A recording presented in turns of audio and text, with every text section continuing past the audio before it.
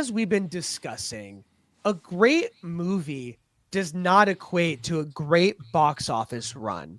And it's very unfortunate because back in the day, a movie doesn't perform that well opening weekend, and then it gets this great word of mouth. And then we see this growth. And it's happened with very random movies like The Greatest Showman and stuff like that not too long ago. But since COVID, people have been very specific with where they're going to spend their money on and what movies they want to see in the theaters. And unfortunately, it seems like the new Leo-led movie, One Battle After Another, is a casualty of those moviegoers today. This comes to us from yahoo.com. They say one of the year's best reviewed movies, Paul Thomas Anderson's One Battle After Another, has been acclaimed as a stirring triumph that dares to confront the modern world with incredible performances. Unfortunately, like countless other weighty classics, One Battle After Another wasn't a box office champion. On its opening weekend, the title only grossed $22 million, marking Battle as one of star Leo DiCaprio's lowest theatrical debuts, coming in beneath the bows of Killers of the Flower Moon and The Departed. All hopes of the immense pre-release critical hype and Warner Brothers' great box office year catapulting One Battle After Another to unexpectedly massive numbers went unrealized. Thankfully, the film itself remains beloved, and that's unlikely to change anytime soon. But what happened to One Battle After Another that kept it from breaking out with general audiences?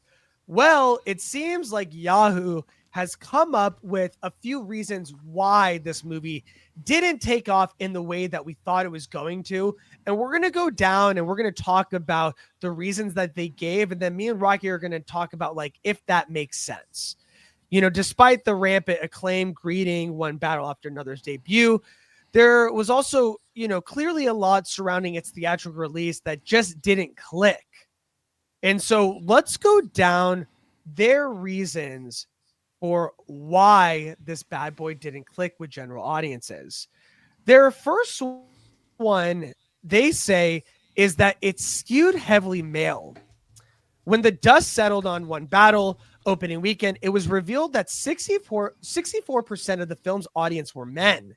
That statistic, combined with 50% also being Caucasian, reflected why Battle didn't break out of its pre-release tracking. In the 2020s, the biggest movies have been heavily driven by women. Inside Out 2, Barbie, Taylor Swift, The Eras Tour, Lilo and Stitch, Beetlejuice were all primarily driven by female moviegoers. Even Top Gun Maverick's record-shattering debut had 40% of its sales come from lady patrons. If you want a theatrical release to go the financial distance in 2020s, scoring support from women is paramount. And also, One Battle After Another is a mother-daughter story at its core, as illustrated by who the film centers on for its first and final shots. However, the marketing really focused on Leo's gigantic face and disillusion with DiCaprio's kind of like womanizer star personality in real life. It kind of turned people off from that dynamic and that demographic going towards it. What do you think about this first reason that it's skewed heavily male? I don't know if that's like that was. I don't think that was intentional, right? It's just what happened.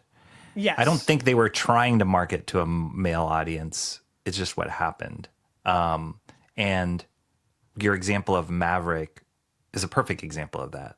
If you told me about that movie, that it was coming out when they announced Maverick coming out, I'm like, that's totally a dude movie, and I'm in for it because I'm a dude and I love those kind of movies.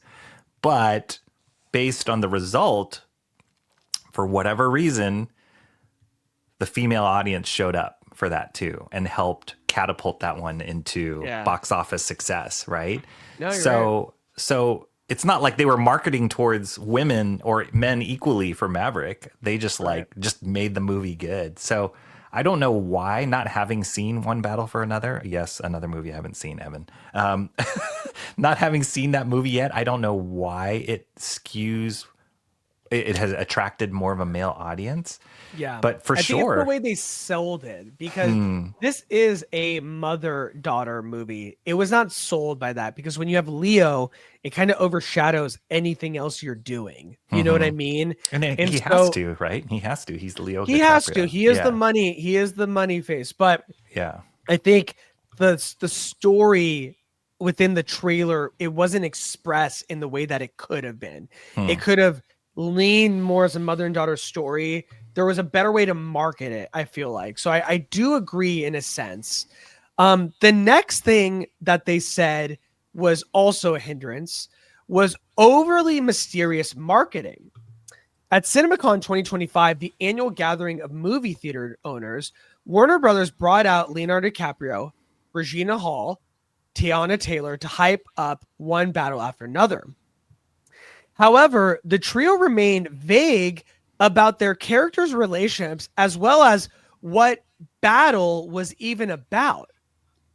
The only footage shown was an out of context clip depicting DiCaprio's Bob Ferguson at a payphone, frantically trying to locate his kidnapped daughter.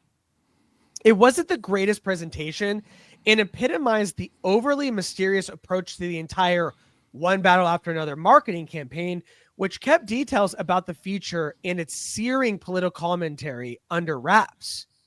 As major media outlets have observed, marketing a film as intricate as One Battle would be challenging in the best of times. Mm-hmm. The secretive DiCaprio-centric tactic wasn't the worst idea on paper, but it ultimately failed to give audiences much to latch onto. In contrast to trailers for Warner Brothers' other 2025 original auteur-driven blockbuster Sinners, that clearly defined the relationship between the villainous vampire and juke joint heroes without giving away the film's joy. One Battle advertising kept things frustratingly vague. Without a definitive plot to cling on to, this non-sequel proved impenetrable to general audiences. Much like the lack of women moviegoers, this shortcoming, which was also even apparent back, in its early CinemaCon showing, ensured a firm ceiling for One Battle's box office haul.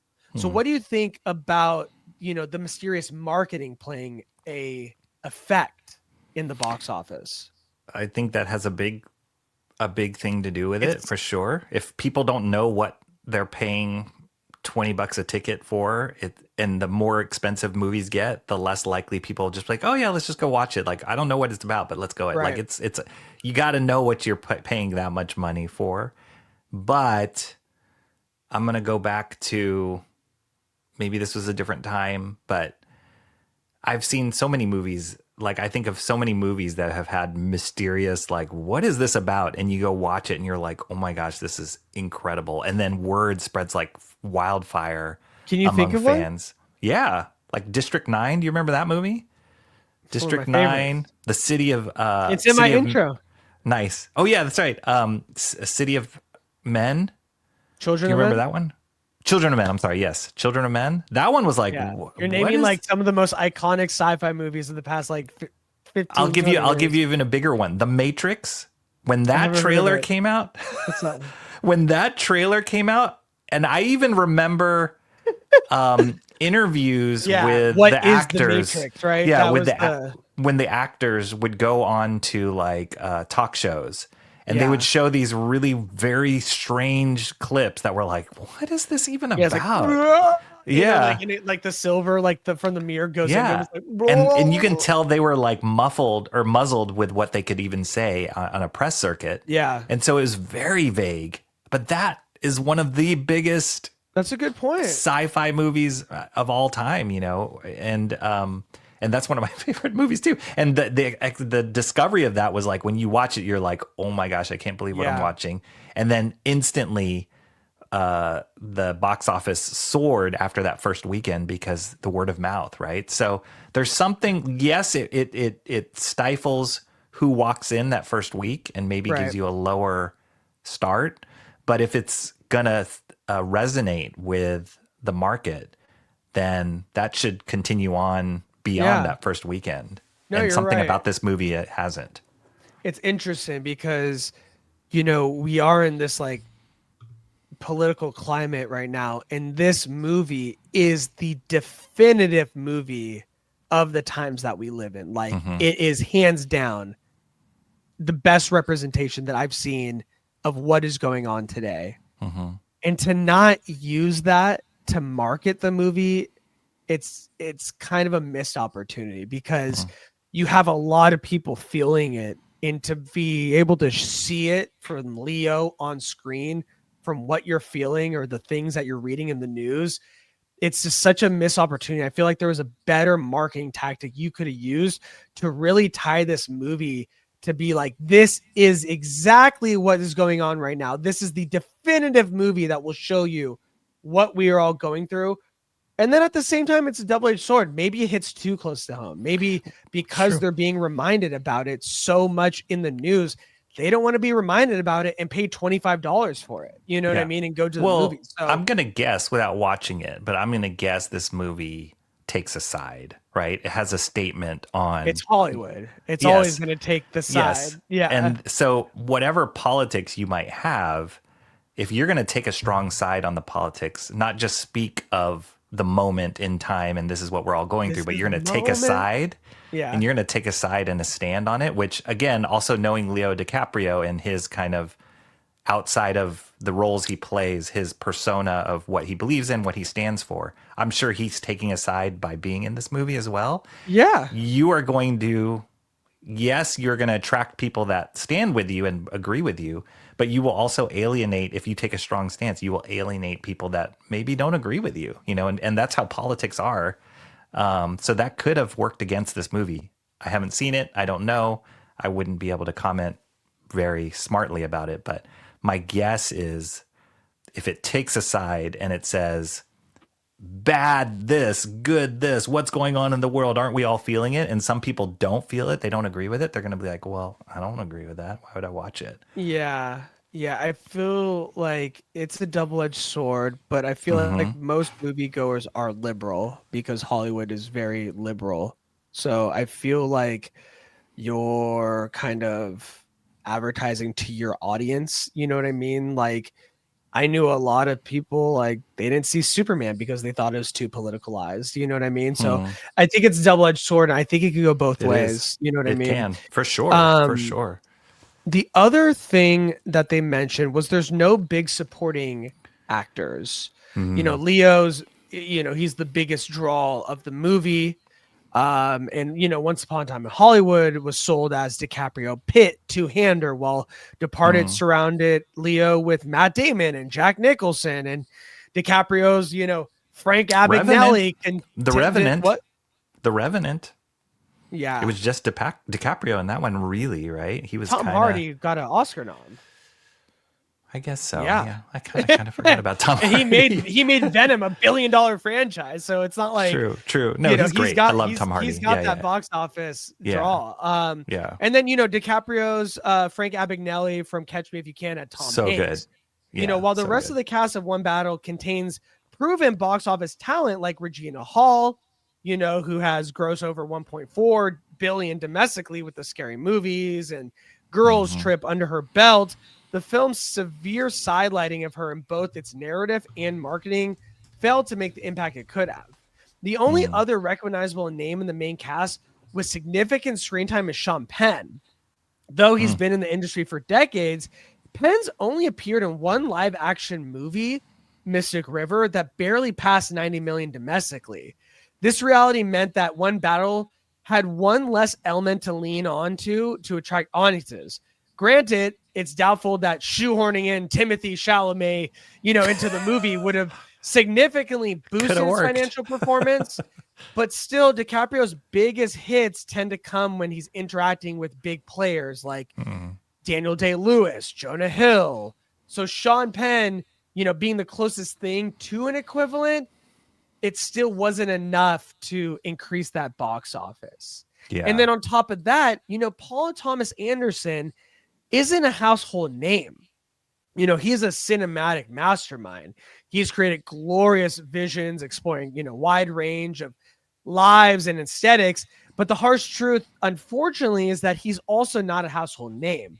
Well, not a reflection of the quality of his work.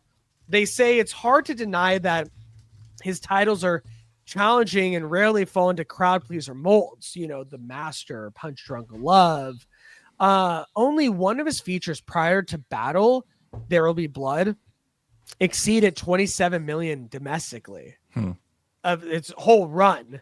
Yeah. So much of his work, including 3 or 4 movies, directly preceding one battle after another, failed to clear 20 plus million Northern California. So he is not a big box office draw. And then So was this considered a success based on his previous movies? it's not a success. I mean, no. Not like I a don't think so. blockbuster, like we're making tons of movies, but as far as what he does as a director, no, even that. This is gonna lose the studio. It doesn't matter. Like the studio matters about their money, not about his, Sure. individual success at the box office. But my point being, like, if you're gonna cast a director who he has not, you got to make history. it for cheaper. That's the main issue. The main issue here. You got to know what's the practically what he will return. If you're gonna give someone, so let's break it down. While far from a breakout hit, One Battle debuted in line with other adult skewing dramas that opened in September, like Prisoners, Contagion, Black Mass, The Town. They all bowed in the 20 to 23 million range in North America. However, those other films cost considerably less than Battle. While The Town cost 37 million to make, One Battle After Another had a $135 million budget on top of a $70 million marketing budget. That makes it not only Paul Thomas Anderson's most expensive directorial effort by a massive margin, but ensured that theatrical profitability would be a large shot for this title. To break even, Battle would have needed to exceed 300 million worldwide, a threshold that not even Tarantino has only cleared 3 times in his career. Heck, excluding Titanic and Inception, DiCaprio's only headlined 6 movies that have cleared 300 million. So One Battle After Another would have had to shatter many box office norms to not only lose money, tremendous pressure to put on a film adaptation of a Thomas Pynchon novel released in tumultuous 2020s theatrical landscape is not the movie that you throw this kind of money towards. Right. So don't bet the horse on this movie. every penny spent on One Battle After Another certainly shows on screen. However, that gigantic budget also guaranteed that Battle's war for theatrical profitability was over before it even started. And that is the number one issue why this movie is a box office failure. If this movie was made for that $30 million mark, heck, this bad boy could have had legs, but because they set the ceiling so high, there's no way this movie could be profitable. And it's almost guaranteed that this movie will lose money before the movie even hit the theater. It was almost guaranteed. I'm going to bet. Go see it. Yeah, I'm gonna bet that Leo, the star power of Leo, and the cost of getting somebody like he got Leonardo, paid the most out of it. Yeah, of course. But I think that he probably they bet wrong on the fact that he would draw in enough people to make up for his salary. He's not a draw. So if they made this movie, remade this movie exactly how they did, but did it with like no name actors or lower budget actors, like to your point, I think it could have done a lot better, and maybe even like it would have been released on. There would have been a buzz about it because they're like, who are these no name actors? This is an amazing story, But like putting Leo in there, you're already his star power took away from the profitability. Yes, of I the think movie. so. I have no idea, but I'm gonna go yes. Okay. Yeah. Yeah, Like it didn't make back the investment of pulling him into this movie. we live in an interesting time now because as we're seeing, even with people that used to be box office draws, may not be that anymore. When Mm-hmm. it comes to The Rock and the Smashing Machine, that bad boy lost a ton of money. Mm-hmm. And of course, it's not his classic action superhero starring role, but it still is The Rock, which was box office Viagra back in the day. And now we're seeing that even if you have a niche movie that has Oscar buzz and acting buzz and all this stuff, and you have a big draw like The Rock or Leo, it is not a guaranteed success anymore. Yeah. And it did not used to be like that. So we are seeing a shift in the landscape of movies and what is really going to draw someone to the theater at this point. Mm-hmm. Well, it also makes you appreciate. I can't remember. I saw some article recently of like the blockbuster movies, the movie stars of our time, right? That you just like you put their name on it, and it was a hit. So I'm Yeah. thinking like Arnold Arnold. Schwarzenegger, I knew you were going to right? say that. Yeah. He is like he's not the greatest actor, but dang it, every one of his movies were so entertaining and would Yeah. make tons of money. And the consistency of every time there was an Arnold movie, sure, The Rock kind of touched on that in his career, but not to the extent if you think of all the movies that Arnold Schwarzenegger has been in and did and earned a lot of money off of. It's pretty incredible. This is pretty incredible, like what he was able to accomplish. So yeah, it gives me a greater appreciation that happened. But who knows? I think now we're in a totally different landscape, and that might be done. Those kind of stars. Yeah. It's interesting. And I think this is just very telling to where we are in the cinematic landscape Yep. currently. Yep. Let us know what you guys think. Do these reasons make sense for when Leonardo DiCaprio's One Battle may have been a huge loss for Warner Brothers? They're saying it's upwards to $100 million loss. Do you think that the time of star power carrying a box office is over and that we need to kind of shift our expectations, our budgeting, and where we are at currently with putting out movies like this? This is super interesting. So, love to hear from you guys.